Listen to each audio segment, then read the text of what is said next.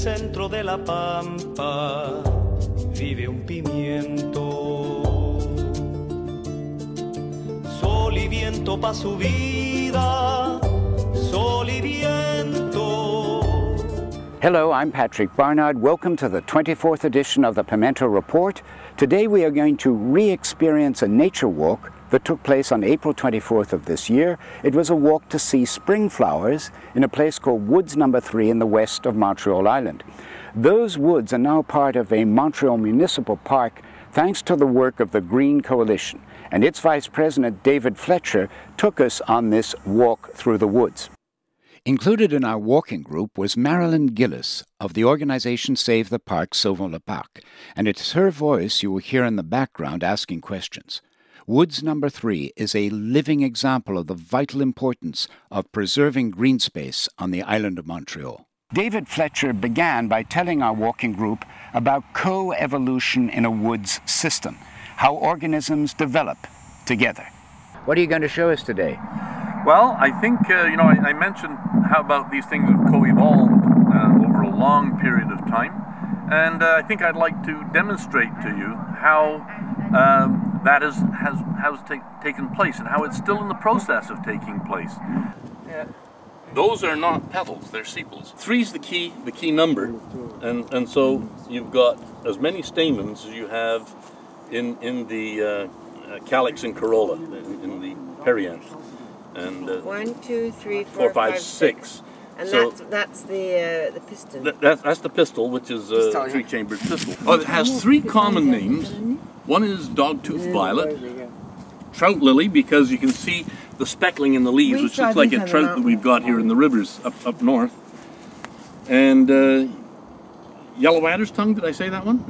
No, yellow adder's tongue. So there's 3 names, but the name that I like to use most is the scientific name, which is erythronium. It's Erythronium americanum. It's called blue cohosh, and it has a flower on it that's quite extraordinary, which I'll show you in a moment. That's why I brought this along. It was used as a muscle relaxant. Wow, that's the flower there. Look how beautiful it is. Yeah, no petals that you can see, but I'm going to show you that in a moment, Marilyn. You know, it was used medicinally for problems with menses. Oh. And for difficult labor in childbirth, and it was efficacious. It worked. And it was a decoction of the leaves and stems and the berries that were responsible. And it was in the United States and the British pharmacopoeias up until just about the First World War. 7 years or more for the trillium to come into flower. A small one like this will take 7 years. Will take 7 years minimum to come into flower. And this is a very young flower because a lot of them get picked out. And I've been take them. Oh, they do. It's terrible, and it's a death sentence because when you take the stem here and take the whole thing, the plant's got no way of storing energy for the next season. So you've basically cut off its nutrient supply. How do you say that's young? Because in my experience, in other forests that are relatively undisturbed, these leaves here can grow almost to the size of a dinner plate. Yes, I've seen them in the Adirondacks. Yeah. The other thing is they have purple ones, and lately I haven't seen many. No, they're around here. I'll point them out. Its common name is red trillium, or some people call it wake robin in some parts of its range. It's Trillium erectum, and it has rather different requirements, different constraints than the white trillium. Tends to prefer different conditions, more acidic conditions, and you'll find it more associated with conifers and so on than the white.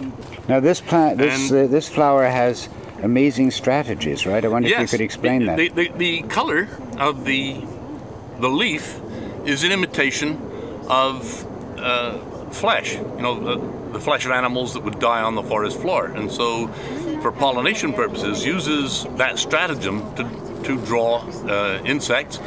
And this plant is able to not only is it able to give a visual signal that's red, it's able marginally to raise its temperature in the middle of the corolla above the ambient air temperature. and so obviously would send out infrared signals that would be picked up by pollinators. Now this flower also has a foul smell, right?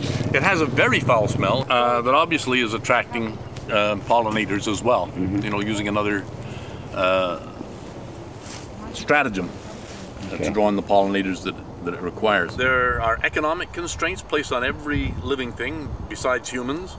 Every one of the species in that forest, as well as the forest itself, have constraints, resource constraints that they have to deal with. And each thing within and the whole deals with it in its own particular way. I'm going to show you here that this water is absolutely chock full of small organisms, including mosquito larvae, that serve a very important function. They clean the water. And much maligned as the mosquitoes are, they're performing a very important service. Number one in feeding birds when they emerge, but while they're in the water, their jaws are continually active. They grow on something, and so what they're doing is they're pulling algae out and other microorganisms from the water. They're feeding on those, detritus. Now I'm in my bare feet. If I put my bare feet in there, they're going to feed on me? No, no. No, you're not a microorganism. Not yet. Not yet.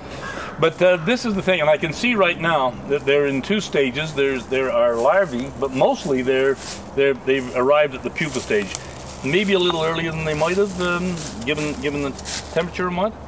But I'll see what I can do here to suck some up into the. You see those little wigglers in there, yeah. And the ones that are rather long that come and stick that they've got at the tail end they have a siphon that they stick out through the water and enables them to breathe. Now, mosquitoes are air breathers. Are those mosquito pupae, do you say? The pupae are the comma-shaped. What are we seeing in there? Larvae, both larvae and pupa. Where these pools are, the soil is extraordinarily rich. And those riches are going to get distributed through this forest, up through into the canopy. The leaves fall, the seeds fall. Somewhere else, the nutrients that are here are going to be distributed somehow or other. Most of it's going to remain here. But this is a very rich place. Now that is a freshwater shrimp? It's a fresh, it's called a fairy shrimp. Oh yeah. The kids used to have something called sea monkeys that were advertised in the comic books years back, and that's simply a saltwater variety of this. They're what are called anocostracans, which means they don't have a hard shell or a carapace, and it's one of two organisms apart from algae that flourish in the Great Salt Lake. No. There's a saltwater version, right? They're never found in the open ocean, but they're found in inland seas and lakes and they're found ponds here. Like this. And found here. Okay, so what is this, Dave, you've got in your hand? This is a small, what's called a pill clam. It never gets any bigger than that. It's probably what, 1/4 inch in its maximum diameter, if that. And it's a bivalve. It has two shells. It also has two siphons, one sucking water in, the other one out. And of course it extracts algae and other microorganisms in the water. Yeah, save that one, Sue. And serves as an organism that contributes to cleaning up the water. It's fantastic. Very important. You know, it's a very important little animal. And for you, this forest is a sum of relationships, isn't it? Oh, absolutely. It's an integrated set of relationships, and I think when we look to conserve, we have to get way beyond the species level and think about how this operates as a hyperorganism or a superorganism, whatever you want to call it, and that it has every bit as much right in its own right to exist and to perpetuate itself into the future as any individual species within. And I think that's how we need to be looking at. That's of course Gaia hypothesis, right? On for the planet as a whole. That's James Lovelock's thesis, and I think biologists are coming more and more to look at things in that respect. I think that what we have to do is to look at this as the benchmark for what needs to be restored on Montreal Island. All of Montreal Island would have been something comparable to this back before the Europeans arrived.